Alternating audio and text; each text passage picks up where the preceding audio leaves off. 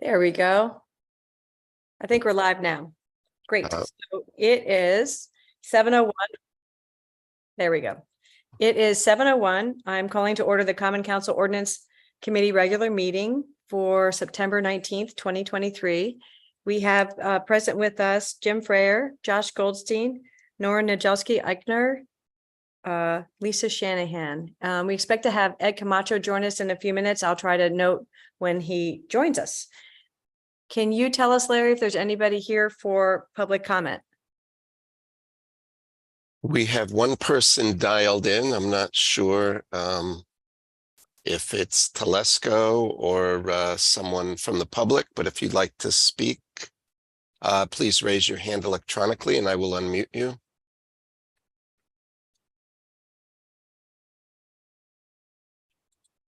Okay. Go ahead. You can unmute.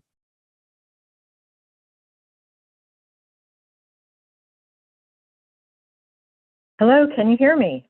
Yes. Hi, this is Diane Lauricella. I couldn't get on my computer today, so I'm calling in for tonight's meeting.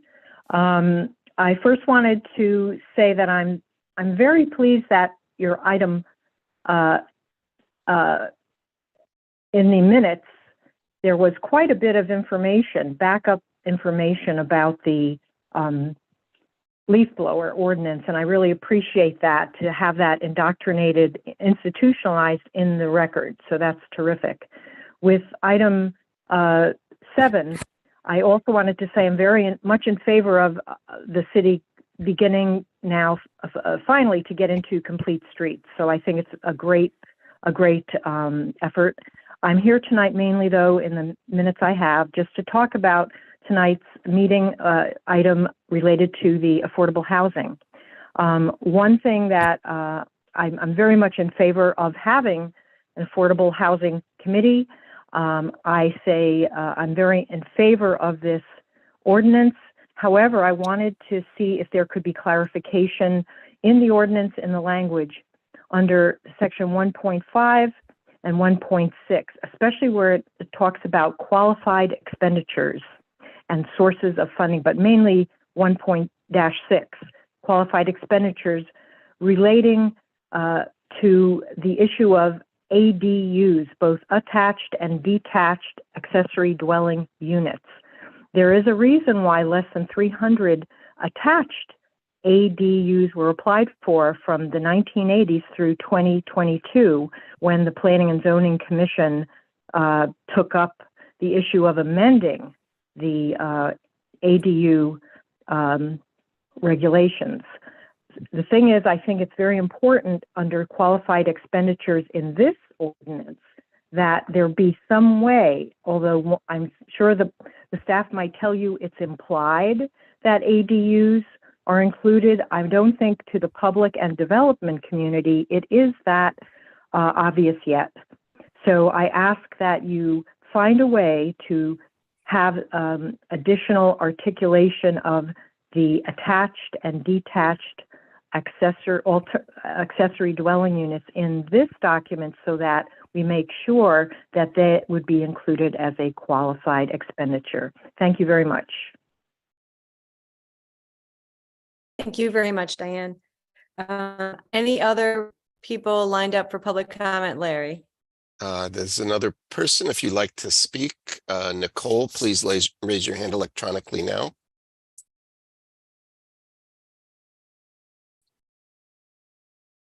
I do not see anyone else. Okay, great. So I will close public comment now. I would at this time like to hear a motion for the acceptance of the minutes of July 18th.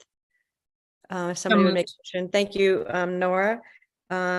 All in favor of accepting the minutes as they are filed with the agenda?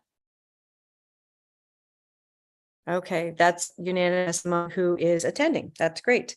Now I'd like to have a motion to move up the conversation that's listed under new business, discuss the City of Norwalk Complete Street Ordinance following a presentation on that matter, so that we can allow our consultants to leave before all of our business is done. So if someone would make a motion that we can amend the agenda to move up the complete streets conversation, that would be great.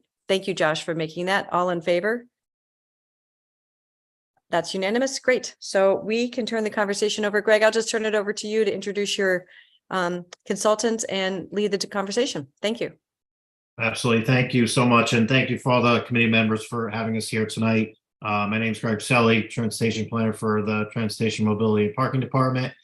With us here tonight is Mike Morehouse and Hannah Brockhouse of FHI Studios. FHI Studios is the city consultant for managing the Complete Streets policy, ordinance, design guide creation, and implementation. They're here tonight to talk to you a little bit more about Complete Streets and the policy and ordinance perspective on that. And so they're going to do a presentation for you all and do some questions as well afterwards. So we'll hand it over to Mike and Hannah, and they'll take it from here. Excellent. Thank you, Greg. And good evening, everyone. Thanks for having us. We have a relatively brief agenda for you, and hopefully you can all, if you don't see my screen, let me know, but it should be up on there now. This is really about getting to the ordinance, and Hannah's going to go over the framework of the ordinance in a few minutes. That's really the meat of this presentation. But I do want to start with a little overview of Complete Streets, just to kind of bring us all up to the same level of understanding, and then we'll quickly touch on the upcoming public engagement exercises that are going to be happening over the next week or so. So, and I know many of you probably know this by now, but the Complete Streets movement is really about designing streets for safety, mobility, accessibility of all users, regardless of age, ability, or mode. It's worth mentioning, and you see this photograph here on the bottom, that streets really have always been a platform for generating wealth. It's really the lifeblood of cities.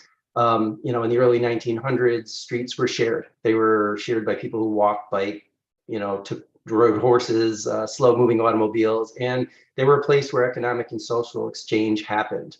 As the automobiles proliferated in the country, streets started to get redesigned. The modernist movement decided that streets were better suited for the movement of vehicles, the parking of vehicles, and that was really the future, the way streets needed to be designed. And that's been damaging in many cities, not all, but in certainly many cities, that's eroded some of the wealth creation of great streets. It certainly created safety issues. And one of the things that it probably did the most was the redesign of streets sort of neglected a wide swath of people. And, clearly not everybody drives. There are people that are dependent on transit that don't own automobiles.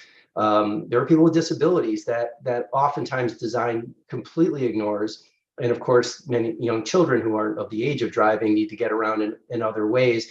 And unfortunately, the streets don't always do a good job of accommodating many of these people.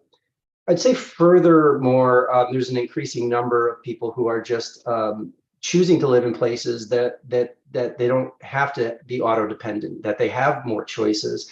And I think that's what's going to help position cities such as Norwalk for the future, being a place where people do have the choice of how they get around. The other thing I want to say about Complete Streets is that it's not just what happens within the curb to curb width. Clearly, Complete Streets still need to accommodate traffic, but it also, they need to provide the spaces for other modes of transportation, like transit, like biking. But it's also what's happening behind the curb. How do we repurpose spaces to make better use of the pedestrian realm and the curbside space? Does it always need to hold parked cars? It can be used for other things like expanding businesses out onto the street, right up to the frontage of the building. It's also where trees can be planted and other amenities, light poles and benches and trash receptacles and things like that keep the city neat and clean. So the entire right-of-way really needs to be thought about in Complete Streets. It's something which really often isn't done, not to any degree of consistency in many cities, including Norwalk. In 2019, the city adopted the Plan of Conservation and Development, and it emphasized that this Norwalk is going to be a city of transportation choice. The subsequent Transportation Master Plan rolled out a series of goals, very ambitious goals that included equity, resiliency, safety, environment, choice, and use of technology in transportation. And these goals are really also aligned with how the federal government is positioning money for transportation. So for grant applications, for example, oftentimes you have to prove that you're addressing the equity component, or that you're designing with resiliency and safety in mind, and so on and so forth. So this is really well aligned with our funding mechanisms that are out there today.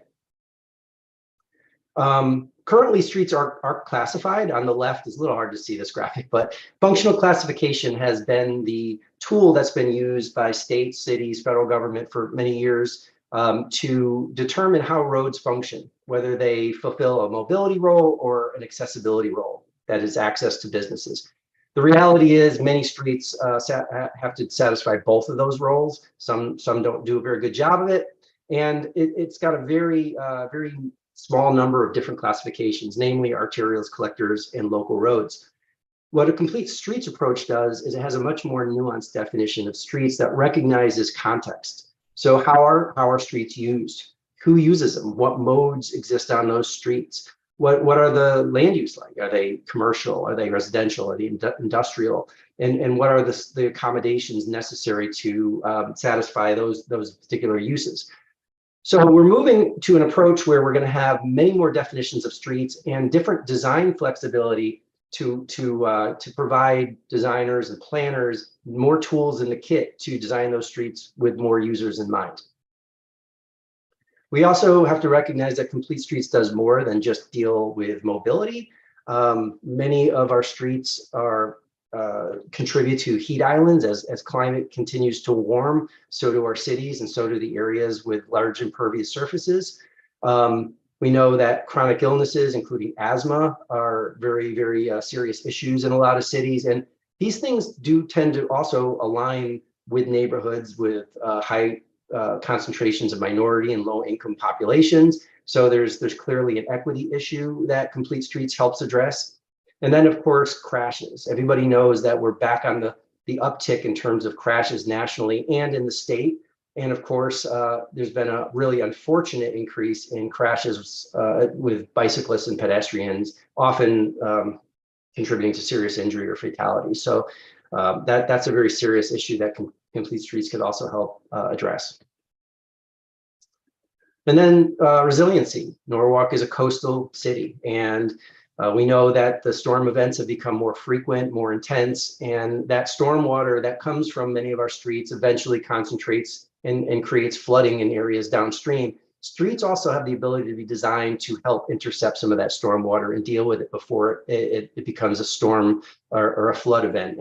And so this is a real opportunity to rethink what happens not only on top of the streets, but what happens beneath the streets.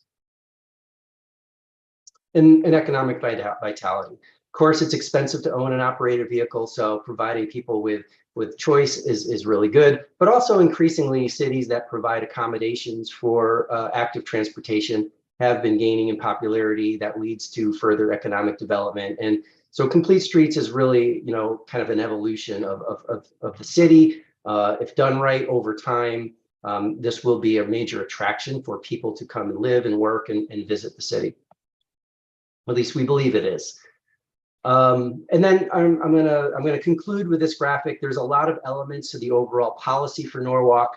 We want to talk tonight about the ordinance, but there's also going to be an associated design guide, which will provide the tools that practitioners need to help select treatments for streets and design them. There'll be an integration plan, which will look across all the departments within the city to ensure that the daily workflow recognizes Complete Streets, and all the different organizations are talking with one another in order to implement. And then a strong engagement component, and we'll talk about our public meeting next week, but also some of the interesting demonstration project work that we'll be doing next spring. But for now, I'm going to turn it over to Hannah. She's going to walk you a little bit through the best practices of the ordinance. Again, we don't have anything to really review yet. We're still in the drafting stage of this, but at least at a very high level, we'd like to give you a little glimpse of what we think will be in the ordinance. Thanks, Mike. Yeah, so he's really teed me up well. The Complete Streets policy we want to really focus on tonight, obviously with this committee, but it's really essential to how Complete Streets is going to get built in Norwalk.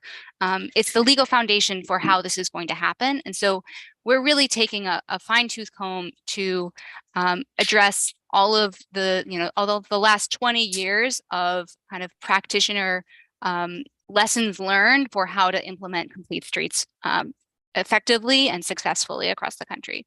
So what this ordinance is going to ultimately look like, it's going to be about a 10 to 20 page document with each of the 12 sections that are laid out on the screen that I'm going to walk through in just a minute.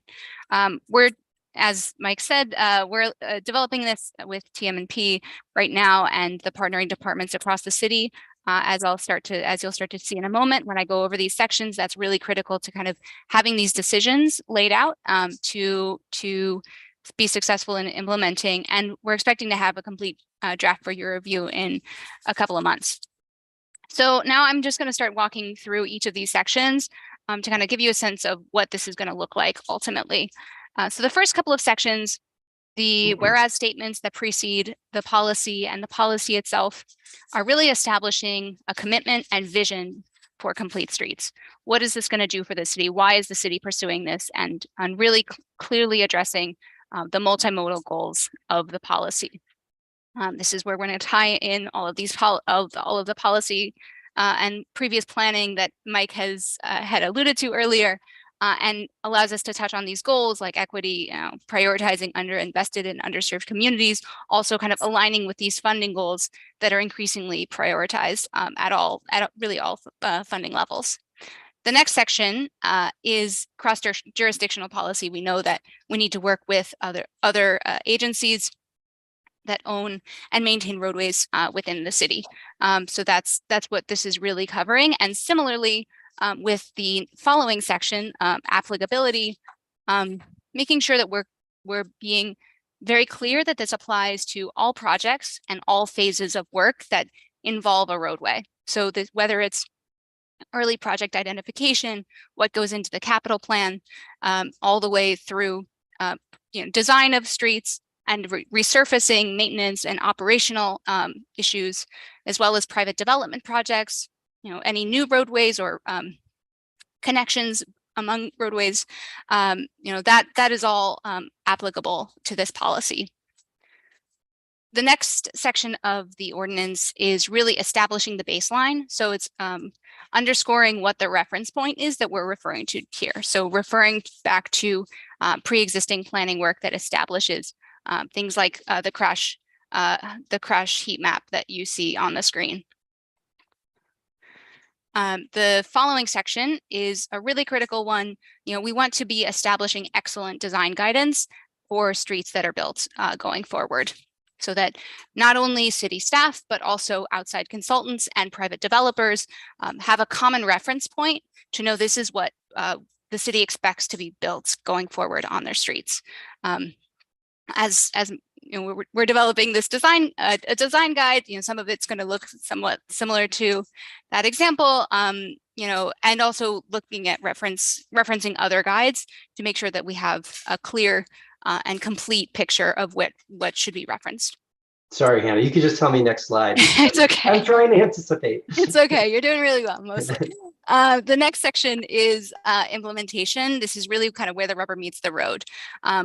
Over the class, nearly 20 years of complete streets implementation, practitioners have increasingly realized that in order to achieve different outcomes than what have happened in the past, we need to be thinking about changing the way that we operate as departments in order to make these changes. So things like the project development process, design guidelines, as I've just alluded to, and also how do we measure success? What are the performance measures that we want to be looking for going forward?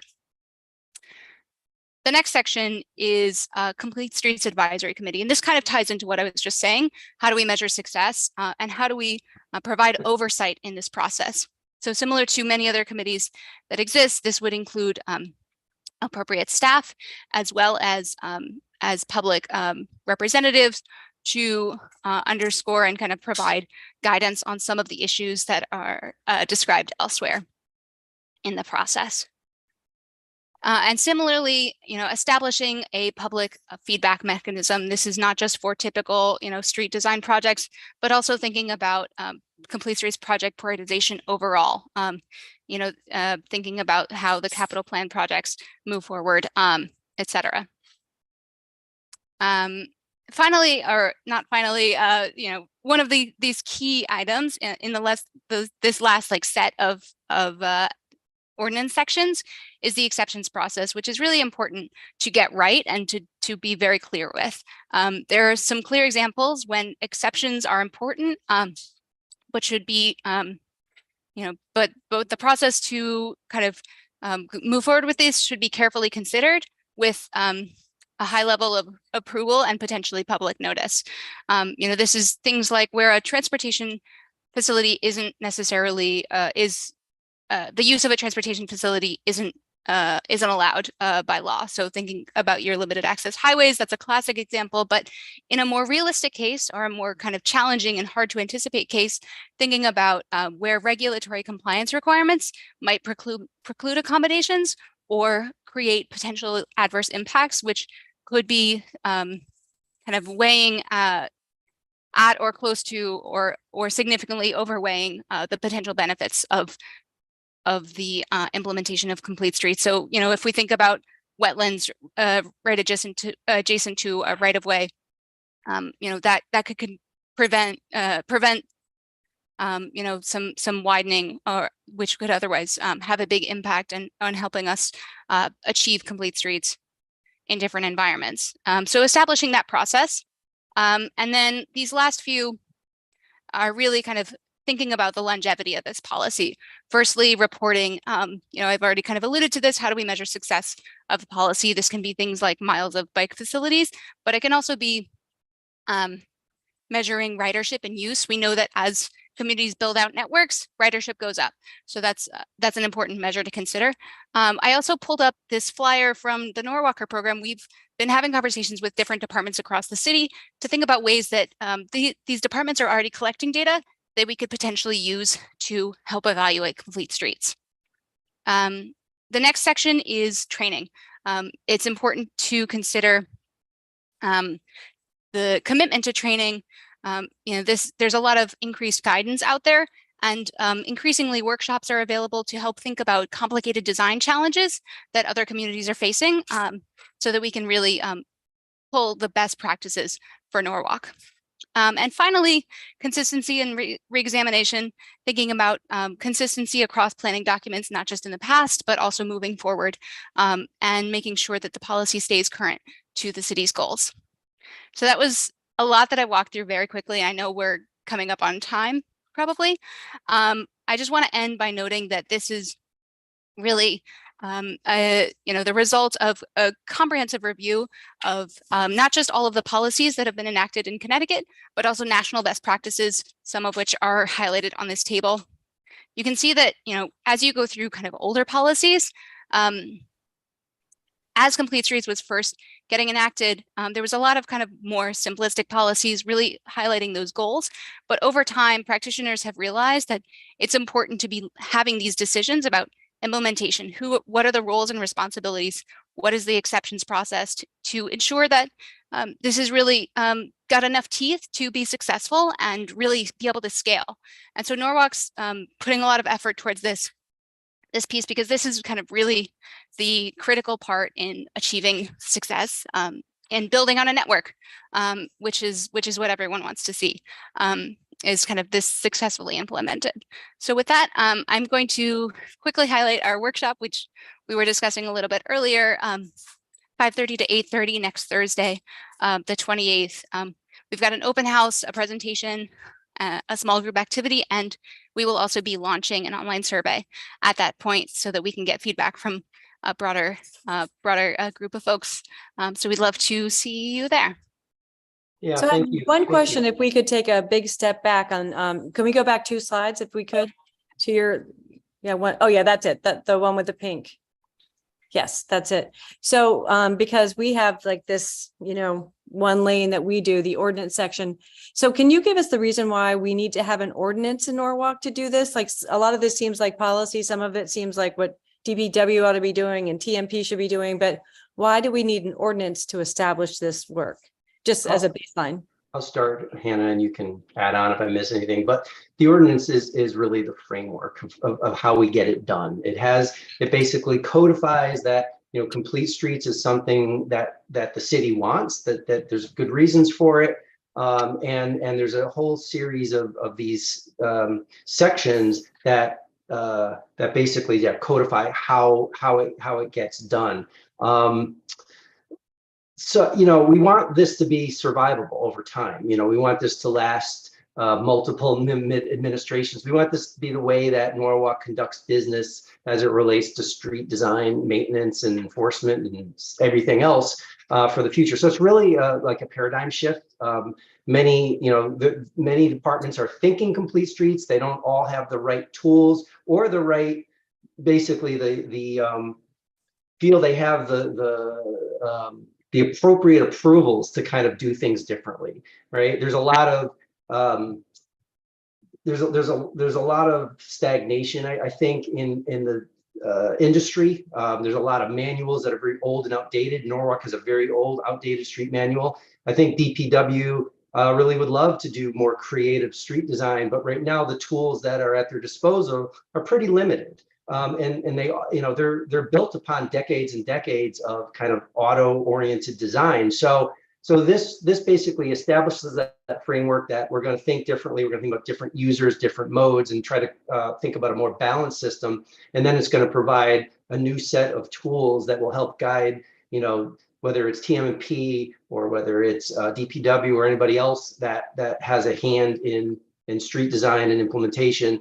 This is how it gets done. It's sort of the authority to kind of do things a little bit differently. So I have one last question, and then I'm going to turn it over to my committee members who have questions. But are there other city documents that we ought to be taking a look at, like the comprehensive, the conservation planning document that we often use and that do every 10 years and things like that? Are there other documents like that we ought to be imprinting this into? I mean, I think it's good to know what your POCD lays out, obviously, and I know that document is used periodically by TM&P to kind of ensure that what we're doing is still in alignment with that. I think the transportation master plan is something you should be familiar with. I mean, that establishes like this new framework of goals and how we want to measure success. And I think complete streets will build upon that. Now complete streets will say, okay, now how do you work in equity and resiliency and environment and safety and all that stuff into street planning and design. So this is really kind of the tool to help achieve some of those broader goals. Great. Mr. Goldstein, you've had your hand up for a little bit. Yeah, I think if you wouldn't mind just taking the slide down. Sure. I will say, I think, first of all, I think this is, complete streets is absolutely the way of the future. And this is something we should be getting into. I am interested, and I think Ed's probably in his hand up for the same reason, about sort of what are things we can actually enact and what is just policy. Because, I see that you've made a list and you have a table in I think it's table 2 on sort of, who's done various complete streets policies, but like, I don't even know from this if, for example, Fairfield, which seems to have checked off a lot of the boxes on the table, actually has an ordinance that would serve as a reference for us. Usually when we draft ordinances, we like to see who else has done it and who else has done it well. And I haven't heard yet sort of who in Connecticut's done it well. I see that in the presentation, we would be the 12th or 13th municipality that would be doing this. So I kind of want to know who's doing this right. What are some things we can learn from other municipalities? The other thing is there are a lot of policy goals here, but I generally, when we're talking about creation of ordinances, I'd like to know sort of what the enabling statute permits us to put in an ordinance versus not. Obviously, the state of Connecticut has passed legislation. I don't know from this presentation yet, and obviously I just haven't done my own independent research into this, sort of what they've allowed municipalities to have decision-making and discretion on, and what the state has reserved for itself. And I also was interested in your lessons learned section, and I think this is something that you discussed about how you frame this in terms of land use and zoning. Obviously, we've been having this active zoning rewrite process going on right now. I'm wondering how much of this has been or needs to be reflected in our zoning regulations, and how there is a little bit of a disconnect between what we can legislate by ordinance, what needs to be in by an amendment to the zoning regulations, or if it's already in the new zoning regulations and I just don't know it. So those are just sort of some general thoughts that I have. I realize it's, I kind of threw a lot at the wall there, but that's where I'm coming from right now. I don't know if there's anything you can help to sort of supplement where I'm coming from here. Thanks, Josh. No, it's a great series of questions. I think, first of all, the ordinance sections that we have now are best practices. The National Complete Streets Coalition does a really good job of collecting and evaluating all of the ordinances and policies nationally. And they're a great wealth of resources. I encourage you to go look up National Complete Streets Coalition to take a scan through some of them if you want. They have a model policy, which is kind of what we're following. Now, we want to customize it for Norwalk's unique condition. You asked about other cities in the state that are doing it well, and I say they're all doing it well to varying degrees. Okay, like I was involved with one of the first ones, which was New Haven's about 12, 13 years ago. If you look at it now, you think, wow, it's really outdated, but it was the first, it was one of the first design guidelines, and it won a national award at the time that really started to integrate bicycle lanes and other features into the streets. And, unfortunately, it was the result of a number of pedestrian fatalities that sort of galvanized support around it. But it provided that framework and that tool for the city to then go ahead and start designing differently. And now it's just evolved and evolved and evolved. And they're probably leading, the state in terms of making their streets safe and accessible for all people. But they've been at it for, well over a decade now.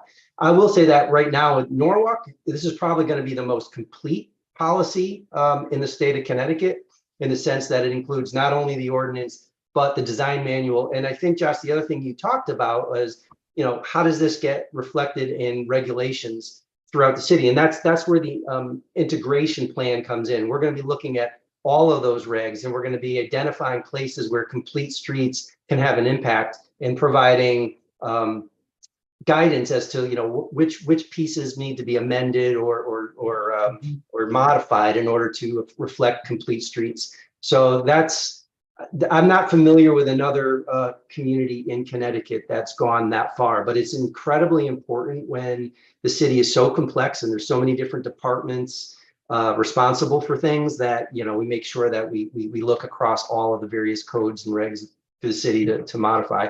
And then what is I think you asked what the city has responsibility over, and largely this is the city maintained street network. Obviously, we're going to look at there are state DOT roads that we have in our network, but that's going to require sort of a different level of communication and cross institutional coordination to make sure that those streets, when they're up for maintenance or whatever, that the state you work with the state DOT to ensure that complete streets is part of the process. And I think DOT has sort of embraced complete streets at this point. They're well aware of how to do streets design. In fact, just a couple of weeks ago, there was an announcement from the DOT. Their design manual now has been amended to include design guidance for all modes, all users. So this is really, so again, there's stuff that the city will have control over, kind of whenever you guys get the funding to do things. And then there's other things that may be a little bit longer term that would require more coordination with the state. Yeah, I think that's very helpful. I also think, and I don't mean to hog, and I know Ed has a question, but one thing look, I'm very biased, but I think we have the best TMP department in the state. They have been, incredibly forward thinking in terms of bike lanes and really sort of being able to push forward. One thing I would want to make sure is still the case, that the ordinance doesn't constrain their ability to engage in creative decision-making and creative solutions to traffic and mobility and parking problems. And I don't know if this has been in your experience, but in terms of thinking about how you attack, an ordinance like this, which is frankly going to have to be a little more general because the technology, best practices are all rapidly improving. I mean, there's been a huge amount of change. I mean, even in the last 10 years. So I I don't know if this is something that's sort of you've experienced or have watched other municipalities deal with. I mean, you talk about New Haven, which is a 15-year-old ordinance. A question that I have is, has it been amended sometime in the last 5 years, 5-10 years? And what have those amendments been? So like, I just, you don't have to answer that right now, but I think that's I want to know sort of what the cutting edge is in terms of ordinances, how it's worked, but also making sure that we don't constrain our city departments from pushing the ball forward.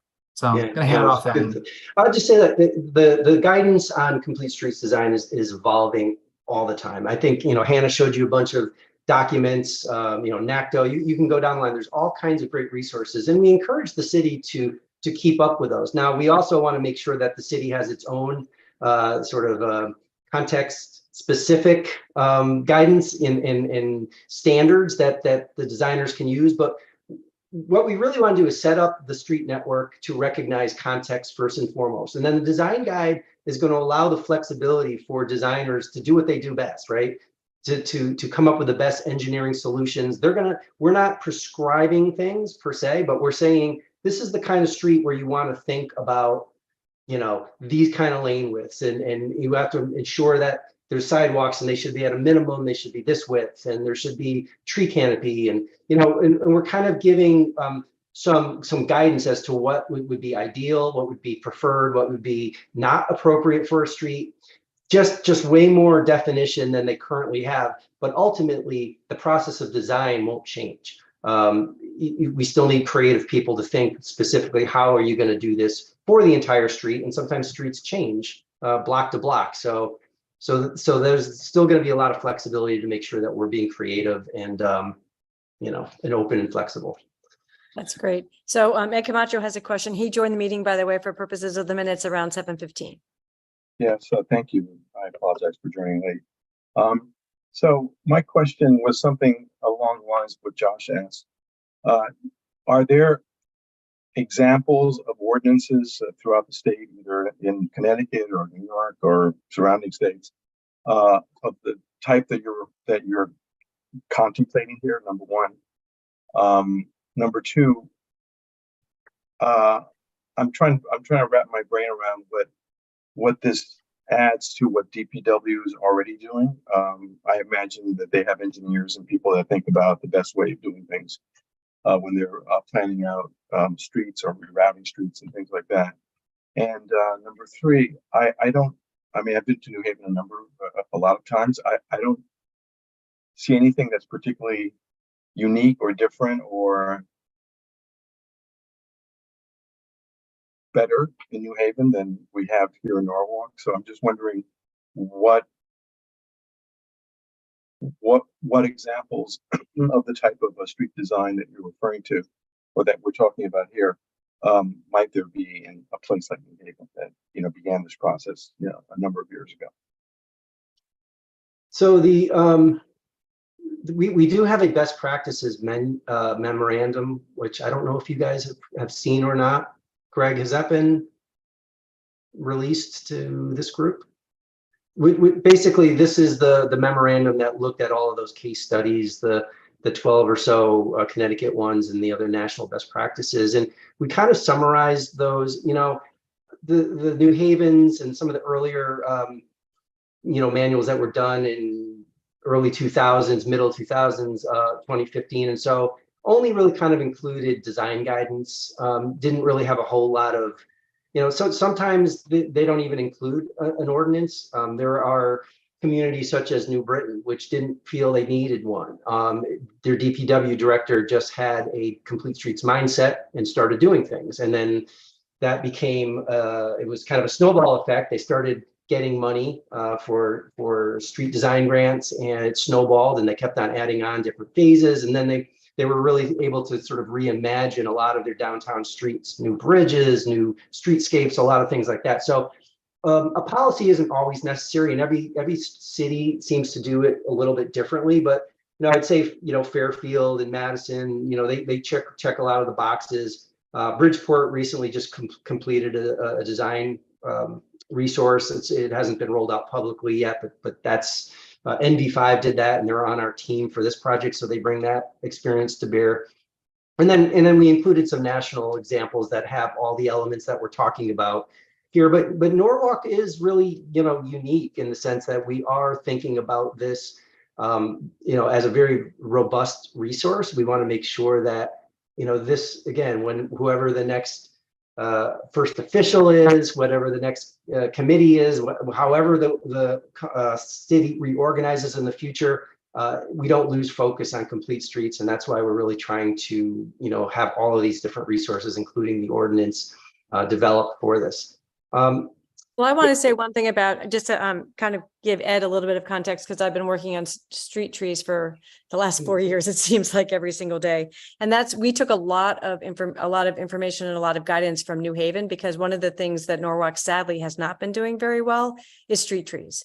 And we have one of the lowest tree canopies in the whole state of Connecticut. So we look to New Haven to come up with a program for giving trees away and having trees in the right of ways and things like that. And so it is something that I think Norwalk can learn from other cities, especially just in that little slice of complete streets, just an amenity zone that could really be more robust than we've had in the past, and more commitment to that amenity zone. I would say to your question about what's different, I think, New Haven's kind of a planned city. It's got one center and it radiates outward. I think Norwalk's, really the collection of multiple towns and centers that have been stitched together over the years. And so you're kind of monocentric and so there's a lot of variety. There's a lot of much narrower, twisty, constrained streets. But you have a lot of really, whether it's Wall Street or Sono or Rowayton or East Norwalk or, your Main Street, you have lots of commercial streets that are really great streets. And then you have, other streets that are hilly, windy, almost rural in nature. And there's I think a lot more diversity and variability in the Norwalk system. So it's really challenging. So a street designer really has to think about a lot of things when they're designing in Norwalk, but the desire to connect all of these different centers and make Norwalk a place where you really can walk, or ride bike or take a bus to satisfy all your daily needs is going to take some work. It's going to take some rethinking of how the streets affect all people, so that you don't have to drive every place and park your car and then do what you need to do. Norwalk is a little easier. Sorry, I just want to interject quickly to your question about other examples in Connecticut. One example that we've looked at is the West Hartford policy. It's got a lot of these same elements that we're talking about. It really lays out a lot of details on implementation. So that could be a useful reference point. Great, thank you. Mrs. Nojelski-Eichner, she's got her hand up, and then Jim will go to you. Jim, is it a follow-up question? Yeah, okay. So I think building on what you just sort of described, in terms of Norwalk, I think as a general sort of objective, I think this is something we all tend to sort of agree, or I don't know, I shouldn't say we all. I certainly am positive about. I certainly am positive about more street trees. I'm positive about increasing sidewalks and biking. I'm a little bit concerned that we're going to run into one of, either the exceptions are going to swallow the rule here, that the enormous variability of our, just the size of our right-of-ways alone. I mean, that is one of our major issues in the city, right? And this ordinance is not going to be able to solve that. And so there's part of me that is a little concerned that approaching this as an ordinance may not be quite the right solution to the variability that we have, or at least the ordinance may need to be sort of smaller or more constrained or limited to certain kinds of streets, because otherwise are we going to be designing 10, 15 different, kinds of streetscapes? And does that sort of become so unwieldy in and of itself that it's not actually that helpful? And I think the other, deeply closely related issue here is that, and I'm all for aspirational. Sometimes we need to set a goal. We need to develop a vision. But, these are potentially very long range projects for a lot of these streets, right? And I'm just a little concerned that given the budgetary constraints, that we have and that we face, if this is more of a sort of, this is how we're going to approach the projects that we are currently have funding for, that is fine and makes sense. But again, then I'm just not totally sure if a citywide ordinance is quite the right way to approach the sort of the spaces we have available and the funds we have available. So I'm not saying, I just worry that it's overkill for what we actually have the ability to do potentially. So let me just, I want to take one of Nora's thoughts and just like really focus it a little bit. I think like design guides and things like that are not things that we tend to like to put in ordinances because we like to have the flexibility to change our minds about design guides and things like that. I presume that that's how you would write an ordinance, right? You wouldn't be including design guides that are, can you speak to that a little bit? Yeah, we didn't intend to get into some of the, I mean, we could show you examples of what the design guidance looks like in this case. So those context zones that I showed you in the early map. So now, like, think of Norwalk. You got basically 3 street types today. We're going to expand that to 10 or 11 street types, right? And those street types will have, it's more guidelines than specific standards. And so what we'll do with those guidelines is suggest, more progressive treatments for the street. Again, we're not designing it. We're going to give an illustration of what that street could look like if it had a bike lane or other infrastructure. We can talk about what the preferred, lane widths and other street uses are, what the accommodation should be for like the amenity zone. Should a street have benches? Should it have trees? Should it have garbage pails? Things like that. We're gonna just basically provide recommendations for what the street could potentially include. It's still, again, it's really still up to designers to decide how that street actually gets built. But the manual, it's not going to be like your standard engineering manual where you see a cross section. Well, you're going to see cross sections, but you're not going to see, the slope of the crown of the road and how the slope of the curb ramp to the sidewalk is and what the curb material is made of. You're not going to see very specific guidance like that. That's stuff that rests in design manuals. What you're going to see more are guidelines to follow given the street in question. So that, a designer will approach the complete streets map and they'll say, oh, okay, this is a village commercial road or whatever we decide to call it. And then they're going to go open up a series of pages for that type of road. And they're going to see a whole bunch of sort of preferred best practices for how to deal with that type of road. And then they're going to consult whatever manuals they need to do the design.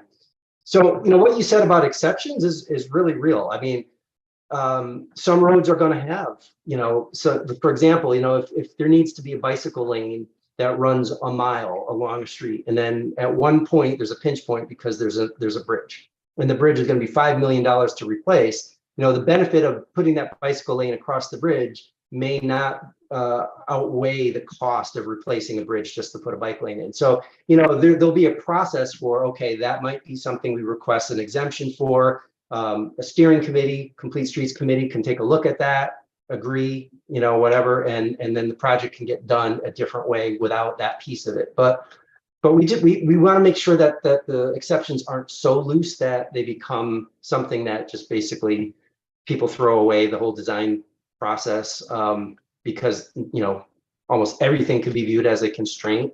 The other thing I'll just say about complete streets is it's incremental over time.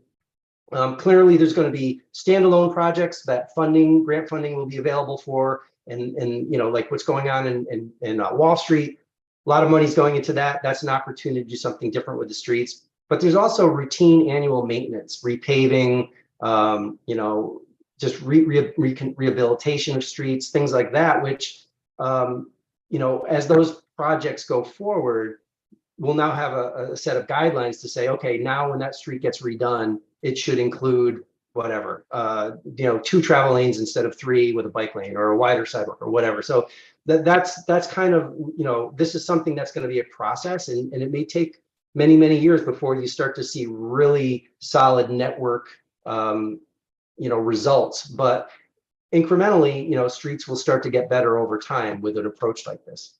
And I Wait, think so- just to, sorry. sorry, I'm just going to put a pin on what Mike said, which is, part of these sections that we recommend including in the ordinance start to spell out kind of roles and responsibilities to ensure that design, we're looking at the design of the street before we go out and repave it. So that we have that opportunity. And so it's spelling out the timeline and the process and the roles and responsibilities to do that type of work so that we're not relying on the huge grant funded projects that only come around so often.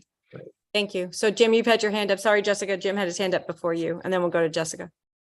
Yeah, I think the more we talk about this, the less I'm inclined to think that an ordinance is really in our future. I think about the roads that we have in Norwalk, and as Mike said, they're some are wide, some are windy, some are rural looking, some are urban looking, and it's all the same road throughout the city, and yet there are portions of it that are owned by the state, and then they run into a piece that's owned by the city. And then, now we're talking about, all I can see is an ordinance that's going to just be addressing nothing but exceptions to the rule all the time. I'd love to see an example of, or maybe you could refer to some city that has got a diverse network, of roads as I think Norwalk has, which I've never seen anyplace else, and how they handle something like this. As we talk more and more, and we talk about exceptions and we talk about designs and looking at the design of a road, and that dictates what you can do with it, or what our design criteria is, and that'll see whether we can repave it or not repave it. I'm just getting more and more confused as to, the immensity of any kind of an ordinance that's going to cover all of those exceptions that we have in this city. Are there other cities that have the diversity of roads that interweave? The same road can be very wide, can be very narrow, can be twisty, can be rural, can be pretty urban. A road, a single road can go through multiple contact zones. It can change depending on where it is, as you say, right? So that you'll see from the network. Plus, but in certain places, it may be a section of it may be owned by the state, another section may be owned by the city. So you have to have this agreement between the DOT and the city becomes really important. A lot of work has to go into that, I would expect. Yeah, and again, like sometimes, if a road is 4 miles long and it changes multiple times and under multiple ownership, projects don't often go the entire stretch of the road. Projects are deal with segments of the road, and the idea is if a project is going to include maybe a half a mile segment of that, now you look at, okay, how should that road be reprogrammed as it gets rehabilitated? And maybe in the case of something like a bicycle lane, you might have to think very carefully about whether or not you want a bicycle lane to end. But you want to find, usually projects are defined, there's a sort of a common, or there's a segment of independent utility, for example, a segment of the road that serves a particular function. So there are cases where roads are built a certain way, and it seems a little bit awkward where the termination point ends, because maybe a bike lane has to now transition to something else, or maybe it transitions to the Norwalk River Valley Trail and it doesn't continue on road. But the point is that over time, as multiple different segments of that road get addressed, that there becomes a little bit more of a common design standard that forms a full network over time. But Complete Streets does recognize that it all can't be done at once, and it needs to be done incrementally, and smart decisions need to be made, so you don't just terminate a bike lane and the bikes are now forced to flow into the general traffic lanes, and that creates a safety problem. So those are all issues that get addressed with just smart planning and design. But isn't that just best practices of design? I mean, isn't that best practices that we would think that our public works department would be able to follow? I mean, I guess I just don't see the need for an ordinance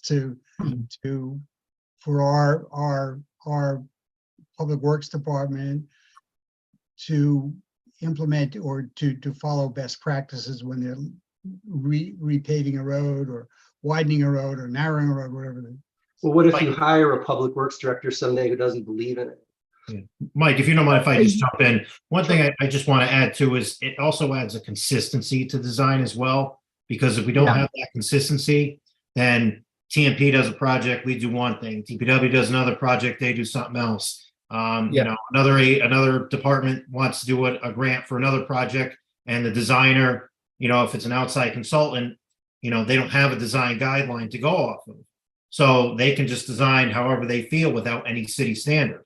Well, we do have city standards, but it's not as in-depth as what a complete street guidebook will put out. You know, what's the width of the road should be on a curb extension, you know, minimizing crossing distance, what signal timing should be. So all that kind of plays into the consistency. And if we have, you know, all these different parties going, you know, at kind of rogue with what they want to do, then the city becomes inconsistent. And then when we do make those connections, you know, when these projects intersect each other, the, you know, people who are using the roadway are going from one type to another type, and it gets more confusing.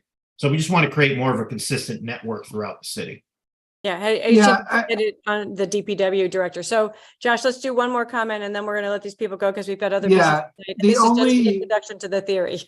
The only thing that I would add, and I see Jess has got her hand up, and hopefully, you know, this is sort of a thought for the future, is I think there's a little bit of a cognitive dissonance between planning best practices and various sort of interdepartmental issues versus the sort of fundamental legal questions, because you've got a virtual room mostly filled with lawyers, sort of about what we are legally permitted to do, what other municipalities have done, and frankly, whether what other municipalities have done have worked. I don't have answers to any of those questions right now. And I think that as we go through the process, and frankly, as we figure out, A, is an ordinance the best solution to this? And B, what does that ordinance look like? I think we're going to need to know the answers to those questions, because I think as a theoretical concept, we're in agreement that this is a good idea and that complete streets is an important priority. And this is something I think we've all sort of voted for, various elements of things that would be qualified as complete streets, including increasing bike lane, increasing green space in and around our sidewalks, our roads, so on and so forth. But I think it's a fundamental level. I don't know what an ordinance looks like right now. So I just, as we go through the process and begin to work on this, I think that's sort of a closing thought that I have. So I see that Jess's hand is up. So let's have Jess up and then we'll move on to affordable housing.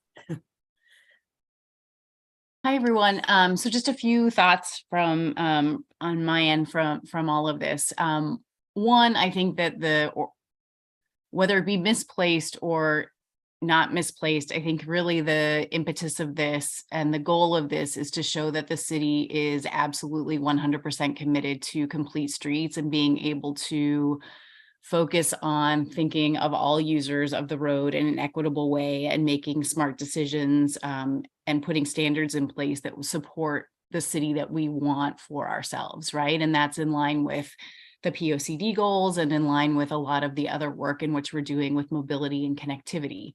Now, I have to say, is the ordinance the only way in which to do this? No, of course not, right? We have city policies, we have city goals and objectives, we have different programs and oversight to be able to ensure that the work that we decide is important to the city is executed. And I think we show that each and every day, regardless of an ordinance being in place or not. So, you know, I think it's really good feedback today. And I think we've heard loud and clear some ideas on different ways in which to support the city in being able to achieve complete street goals and also therefore working to Vision Zero goals. I think, you know, 2022 was actually the one year that we had the lowest number of accidents and crashes in the city of Norwalk. And we just want to continue that trend. And we want to be able to do that in a really equitable way, especially as we see different growth patterns happening in the city, and especially specifically in the urban core around our train stations, and making sure that that we're thinking about mobility and multimodal aspects when it comes to the train stations and getting people to and from work and first and last mile. So, you know, I wanted to wrap it up and just say, completely hear what everyone is saying, you know, and this might not be the right vehicle per se. Two, even if we don't go with an ordinance, it doesn't really impede our ability to be committed to complete streets in a very meaningful way. And three, you know, it really is a standards discussion and a policy discussion and a protocol discussion on how we want our city to look, and making sure that from an operational policy standpoint all the way down to an operational and construction standpoint, that we really stick to our goals and objectives, much like we would do in any other project, right? So I wanted to just offer those thoughts on the conversation, on the discussion. That's a great wrap up, Jess. Thank you so much. And Michael and Hannah, thank you so much for coming tonight and just introducing this idea to us. It's obvious that we have a lot to learn about it. And I encourage all of our members who are here tonight to join the session next Thursday night from 5:30 till 8 o'clock at City Hall in the community room, right? Yeah, I think when people start to see this laid out, they'll see why this is such a compelling thing to undertake. That's good. Great. Well, thank you very much for joining us. We'll let you guys go, and we're going to turn our attention to discussing and voting on the affordable housing ordinance. And I'm turning this over to Nora, who's done all of the heavy lifting on this ordinance. Good night, everyone. Thank you. And thank you, Lisa. So just to provide a little context in case of the public is interested, and just to refresh, because we haven't talked about this in a few months. So under Norwalk's current zoning regulations and proposed to be continued in the proposed regulations, is a workforce housing regulation. And one component of that workforce housing regulation provides developers with an option to meet some of their workforce housing contribution through contributing money to a fund to be used by the city of Norwalk for building workforce housing. That fund has never actually never really come into existence because it hasn't been created by ordinance. And so the core of this ordinance is creating this affordable housing account and guiding how it will be managed, how the funds will be, how the purposes of the funds will be selected for any given year, and then the applicants chosen, and the funds sort of get out the door. So that's the overarching goal of what we are trying to establish here in this committee, and the sort of the genesis for needing an ordinance to do this. The ordinance as circulated, I've gotten a little bit of feedback from a few folks on a few minor things. Nora, do you want to share your screen and show it? Is that like a way to go through that? Yeah. Okay, great. Give me just Larry, so if you can help Nora do that just in case. I think I've got it. Are you all okay? Just want to make sure you're authorized. Yep. I can everyone see? Mm-hmm. Okay, great. So Lisa, unless you think otherwise, I thought we can just step through, and if people have any, I think that's the best way to do it. Just that'd be great if you would. Fabulous. So in the preamble, obviously just establishing the purposes of this account. I got a couple of wording suggestions from Councilmember Goldstein. If you want to take a quick look, Josh, as we're going through, and make sure that this reflects the wording that you wanted to change there. And again, if anyone has further objections, terrific. Section 1.2 is the definitions. Again, I don't think anyone had any particular questions or concerns about that, but if there are, there's anything there. Section 1.3 establishes. Or do you want to slow down and just kind of answer Diane's questions about qualified expenditures, like how you maybe just say a word or two about that? Sure, thank you. And to Ms. Larchella's point, yes, these qualified expenditures would cover accessory dwelling units, whether attached or detached. There's nothing in here that would limit that. And I don't think there's any particular need to specify that. They are buildings or structures. And they are, if they are able to be used for affordable housing, then they would fall under this category. I think the point that she is trying to make about the potential for using these funds to encourage accessory dwelling units, That will really come through the decisions of the committee as to what the criteria for the using of these funds are this, in any given year. And I think that's an important point to make about the overall structure of this ordinance. As is our usual practice, we don't want to be too restrictive here. We are trying to establish a framework through which good decisions can be made that are responsive to the needs in any given year. So we're trying to set up a structure where a committee could say, we see a huge opportunity for accessory dwelling units. We really want to encourage them. We're going to direct the use of funds this year. The application criteria this year are going to be directed at increasing ADUs in the city. And so the qualified expenditures for that year will be expenditures related to ADUs. But this ordinance is not making any sort of particular recommendations as to what should be done in any year, other than restricting these qualified expenditures to physical construction. We really wanted, and this was talked about in great length in the ad hoc committee on affordable housing. We felt that the greatest need in the city right now was to help actually get building done. And in doing so, we really wanted to restrict these to hard costs so that they don't kind of fritter away in planning or anything else. Not that those are bad things, but we really wanted these funds to go to help make buildings happen. And whether that's keeping, affordable housing usable and safe, or whether it's building new units, those are the goals.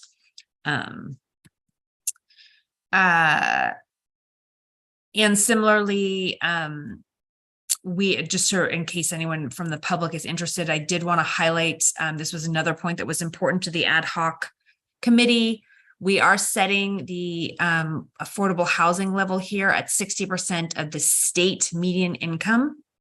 So that is a level that would be lower potentially than the median income just for Fairfield County. So we are trying to put this at a level that really is directed towards helping our working families, in the sort of lower end of our income bracket. And again, these are people who have in many ways made up a really core part of Norwalk's population for a long time.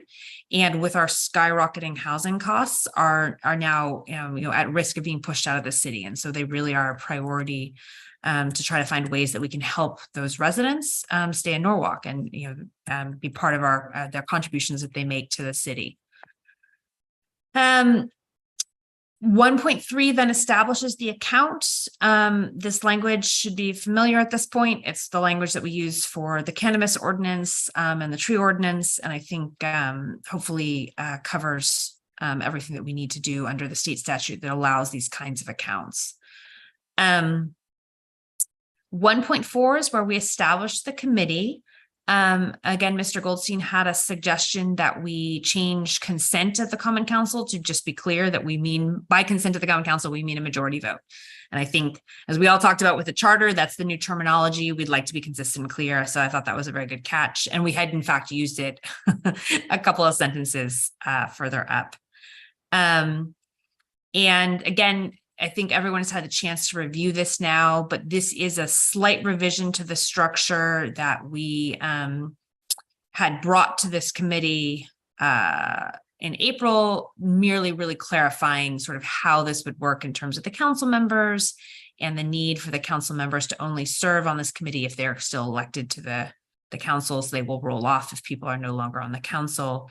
And similarly, to clarify that the mayor is making the appointments, but they are subject to the majority vote of the council for the 3 resident members. And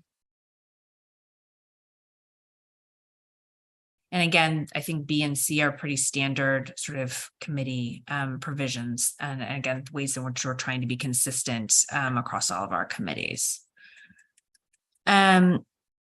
Section 1.5, just to note that, again, this language is comparable to language that we have used in other sections.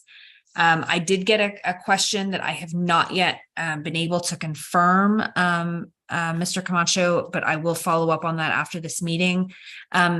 In section B, this language about being able to invest these funds, Mr. Camacho had wanted to confirm that because these are set in a separate fund, that they could still be used for investment purposes without us needing to so designate. This is language that's been used in the other ordinances, establishing similar kinds of accounts. So I don't think there's an issue, but I will confirm that with Mr. Candela, Mr. Camacho, just to make sure. And again, just to note another, this in section C here, in paragraph C here, all of this money, the original source for this money is the zoning regulation. We do have the language in there as amended and revised, so that when the zoning ordinance, when the zoning regulations are eventually adopted, this will continue to track to the new section. Mr. Ferrer, you have a question? Yeah, and I apologize that we haven't been able to get together during today and discuss this like we had thought we were going to be able to do. Tried. But I did have a couple of questions on B and C here. Okay. First of all, was that how much money is generated every year? We're talking about a lot of money that's going out to different people for repairing, building,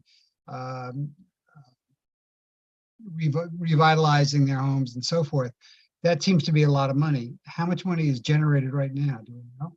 This is not a large amount of money. I don't have the exact numbers in front of me, but I think it's around a couple $100,000 at most right now. So one of the reasons that we're setting this up is that it, as you'll see in this language, the city could then choose to invest additional money in this fund, separate from the money that's currently directed to it through the workforce housing regulation. And the city doesn't currently have any sort of mechanism for funding affordable housing projects per se that are separate from the housing authority. But at this moment in time, and that's again part of why you'll see in 1.6, we are preparing the application criteria are set up each year or each couple of years, because it is a limited amount of funds. So the question is going to be for the committee, what is the best use of funds this year? So it may be that this year we are going to use the funds for facilitating ADUs, or this year we're going to use the funds for facilitating, rehabilitation of existing homes through some kind of, more individually directed process. Or it might be that this year we're going to do one chunk of the money, and the whole money, the whole chunk is going to be used as the city's matching funds for a state or federal grant for a large project. All those kinds of things could be possible through here, and it will be up to the committee to decide in any given year what's our best opportunity to maximize these funds. How would this differ? I'm sorry. Go ahead. How would this differ from the redevelopment agency? Redevelopment offers money to homeowners to redo the facade of their house, to improve their property, to build additions, to do the necessary repairs to make the thing stand up. I mean, all of these things are done or facilitated through the redevelopment agency, either by block grants or out and out loans. How does this differ from that? So that's one of the reasons that the redevelopment agency is not on this committee. They are a potential applicant for these funds. So the city could choose through this process to direct these funds to the redevelopment agency to be used for one of their programs. But this money cannot be given directly. Because this is money that comes to the city through the workforce regulations, we can't just direct it directly to redevelopment every year. No. I'm not saying that we would send it to redevelopment, but I guess, or maybe you're telling me something and I'm not picking up on, is that you're saying that these funds that come out of the workforce housing regulations are not passed on to redevelopment. They have to go to this particular committees that we're going to set up. But I'm saying the Norwalk redevelopment does some of these very same things that we're saying that we're going to use these funds for. So people can go to the redevelopment authority for money to repair a front porch, for example. They could do a major renovation on their house. They can build another house. They can borrow quite a bit of money or smaller amounts of money, or they could take advantage of block grants as well. And a lot of this I know since when I was the president of the of Hilltop Homes in 08, and we had the opportunity to borrow a lot of money from the redevelopment people to do necessary HVAC and other capital improvements to the buildings that we had. So I guess I'm just confused as to what is the difference between the two of them. And so the difference is that the zoning regulations require developers in certain circumstances to contribute this money to the city. The city then has to have a mechanism for doling that money out. And so the zoning regulations cannot require that the money go directly to the redevelopment agency because the redevelopment agency is not part of the city. It is a separate authority, right? It's closely related to us, it's interrelated, but it's not part of the city. So we have to have a mechanism for directing the funds that the zoning regulations require the developers to pay these funds. The city has to have a mechanism for dispersing those funds.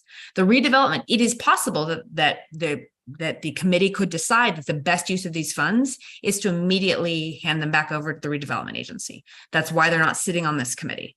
Similarly, the Norwalk Housing Authority could also be an obvious potential recipient. They could decide that the best job, thing to do is to direct these funds directly to the Housing Authority. So the Housing Authority is also not sitting on this committee. They were initially involved in these conversations, and we said, we don't want to have a conflict issue here. It doesn't make sense for them to sit on it because they could be applicants. So that is a possibility. It's also a possibility that the city is going to have a different project it wants to do, and it will choose to, the committee will choose to allocate the funds to a different project. I mean, the whole point of this is to have a mechanism for getting these funds out the door, which currently can't be spent because there is no mechanism for spending them. And it will be up to this committee to figure out how to do that most efficiently. so they haven't spent every year. So they haven't spent any of the money yet. Correct. None of this money has been spent because we can't spend it. We don't have a mechanism for doing so. And how much money is there? It's not at this point a lot of money. It's a couple $100,000 because the developers, this is in alternative if the developers don't want to build the required units. So as you may, I think you probably know, but just to refresh if anyone's not interested, our zoning regulations require projects over a certain size to set aside 10% of their housing, 10% of their units for affordable housing. Right. If there are certain exceptions and alternatives where they can give the city money instead, or if they're doing a certain kind of units directed at a certain percentage income, then they have to contribute some money as well. So many developers have made the decision to build the units, and therefore they're not necessarily paying a huge amount of money in. But there are some who are. And so we do have money sitting here. We do anticipate that there will be more. It's certainly possible as the zoning regulations get revisited that there will be changes that will increase the amount of money that is required. And these are all things on the table. But the point is that one way or the other, we need a mechanism to spend this money. Okay.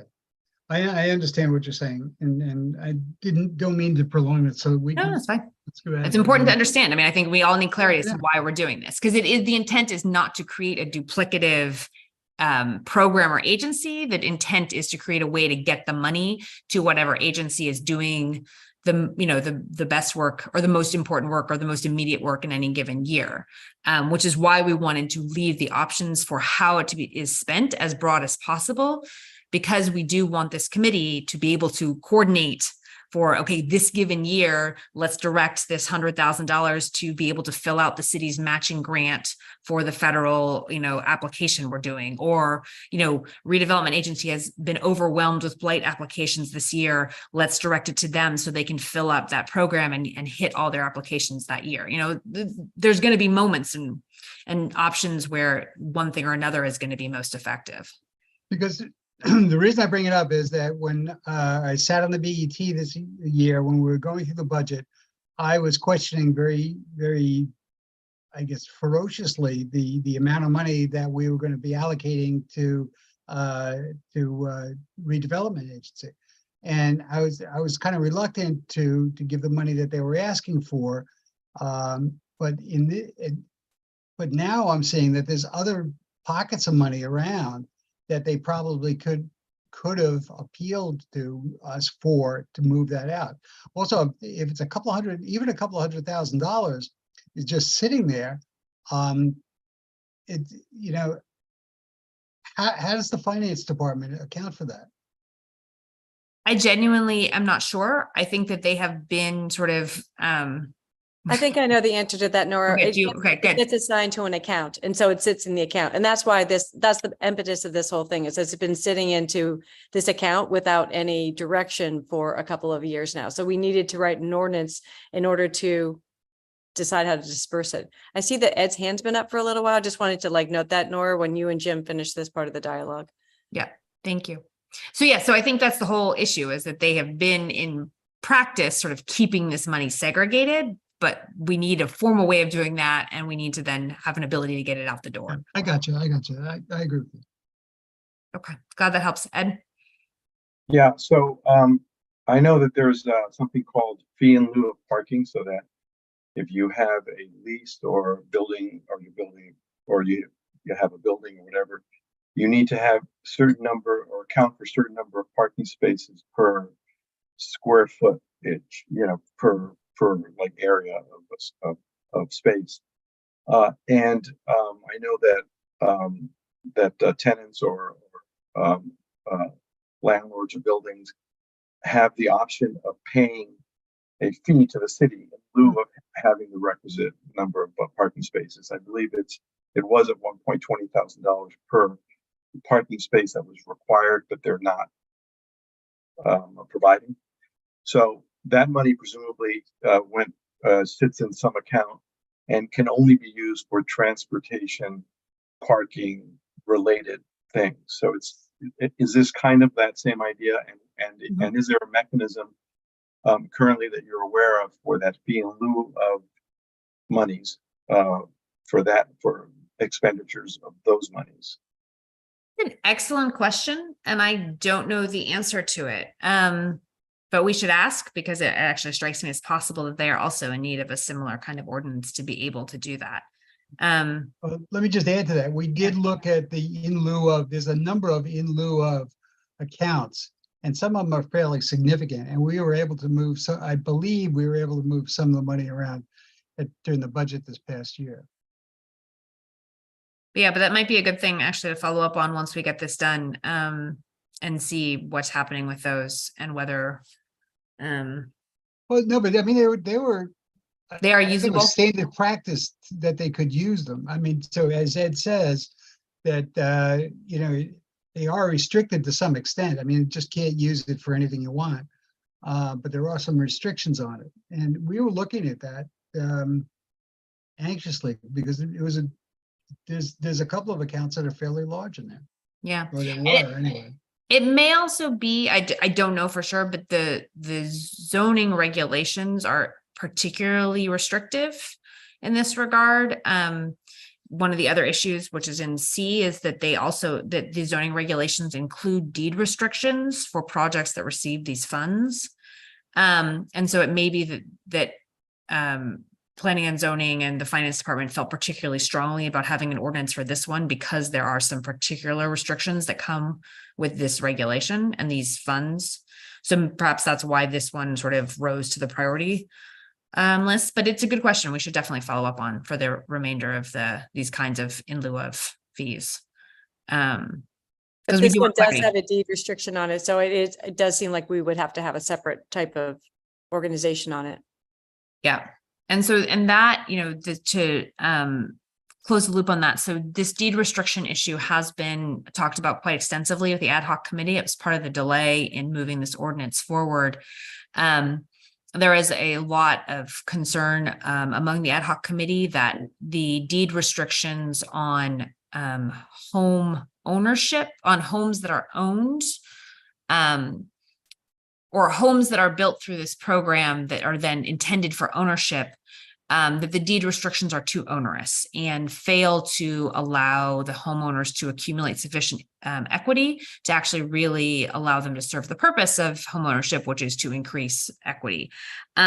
Having spent quite a bit of time looking at it and discussing it, however, that really is a function of the regulations, the zoning regulations. It's not a function that can be solved through this ordinance. And so the committee is going to make recommendations to planning and zoning about amending the workforce housing regulation to address the deed restrictions as they relate to home ownership. As they relate to rental property, I think everyone is in agreement that it is positive. The regulations require these projects that use these funds to be deed restricted to affordable housing in perpetuity. So unlike some of the concerns we've heard with some of the other deed restrictions in some of the apartments, this would be a much more extensive restriction as to the rental units. But again, that is all planning and zoning regulations. That is not anything this ordinance controls or can change. So that's merely for information purposes. But is also, as Lisa said, part of why this particular fund may have, requires its own particular account and approach because of those restrictions. Any other questions on 1.5 before we move to 1.6? Okay.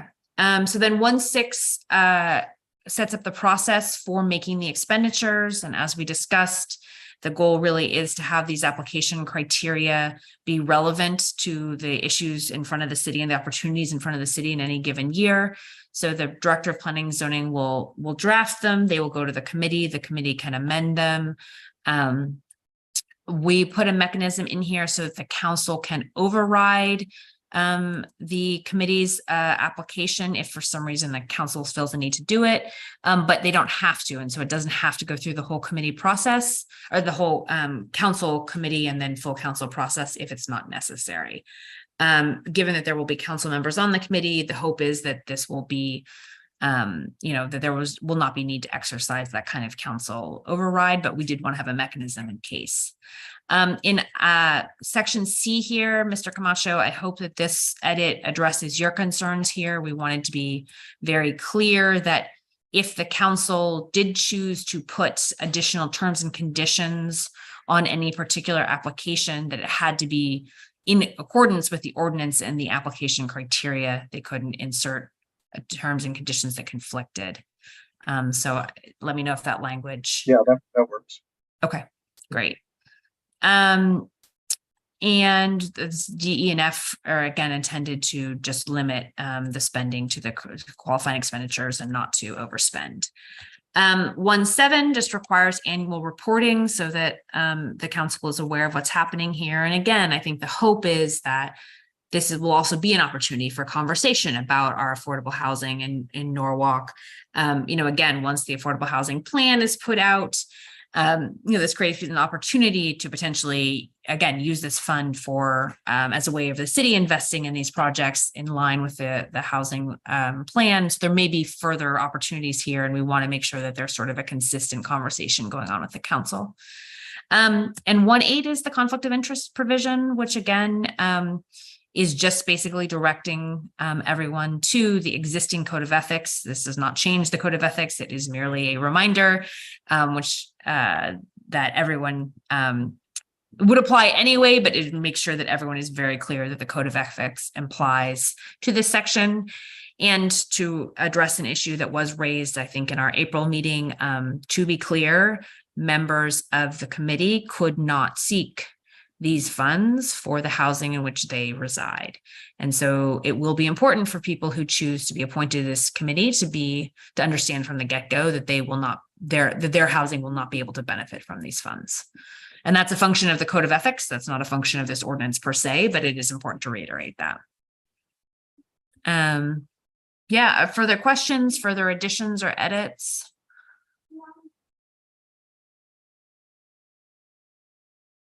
So the process now, Nora, if you want to walk some people through that.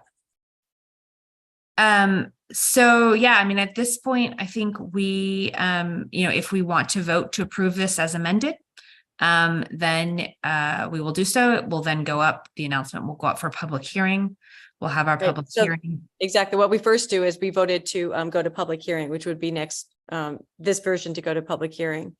And we could maybe make changes based upon what we hear at public hearing at our next meeting, but we would post it up for public hearing on, oh gosh, Matt, do you happen to have the date of the next meeting? The third Tuesday? Yes, it'll be October I feel like it's the 19th, but I'm not sure. Maybe it's not. 17th, I think. October 17th, yeah, should be 17th. 2 days different. Yep. Right. So I make a motion that we move this affordable housing ordinance as with the amendments that were made today and prior to public hearing on at our next meeting, which is October 17th. Second that motion. Yeah. Actually, I don't think I can make the motion because I'm the chair. I take that back. Can somebody else make the motion? Right. Can I make the motion? You may adopt my motion. I would like to move that we send this to public hearing with the changes that we made this evening on October 17th. Great. All in favor? I see 4. Josh, are you here? Like Josh isn't on my my cartoon. Yes, I raised my Oh hand. yeah, let me Thank stop you. sharing. Yeah, I can't see Josh. Great. So we have moved that forward. All right, we have one. Thank you there. Thank you, Josh. That has been Just in moved forward. case. Yep. The last item on our agenda today, which is going to be a very quick item, is to discuss chapter 58A, blight prevention. And I'm going to turn this over to Matt for a little bit of a conversation. This is just an introduction. We're going to look at the language for this at our next meeting on October 17th. Thank you for covering for Brian today too, Matt. We appreciate it. Sure, no problem. Pleasure to be here. So the city of Norwalk does have a blight ordinance. Recently, the state legislature has enacted legislation that allows municipalities' blight ordinances to increase their fines. Currently, our fine is $100 a day for a blight violation, and the state legislation allows that to be increased from anywhere to about $200 a day to almost $1,000 a day if there's a vacant property that's on its third or more violation. But we are basically the immediate goal is to amend our ordinance to comply with the changes in the statute so that our fine amounts can be in accordance with state statute and can be increased. I think there was also potentially some discussion about looking at definitions of the blight in some other sections in the ordinance as well. But I think my understanding of the immediate goal is to make our statute compliance with make our ordinance compliance with the state statute, which comes into effect on October 1st of this year. So as of that date, municipalities can issue blight citations for the increased amounts. So as those of us who are district representatives, and Jim has learned this in his few months already with us, we get a lot of calls from our constituents about blight in their neighborhoods. And this is a real thorn in people's sides. So one of the things that we've committed to do with working with the legal department is to look at a number of the ordinances in neighboring localities to see what it is that we think might be incorporated into our own blight definition. So we'll do that. So the next time we come back, the two things we'll be probably discussing is a new definition of blight as well as the increased fines. So we just wanted to introduce this idea to everybody, and we'll show you the new ordinance next time. And with that, I think that I could entertain a motion to adjourn. So moved. You've got it, Jim. Already, all in favor. Great. Thank you, everybody. Good We're done at night. 8:35. Appreciate the help. All right. Good night.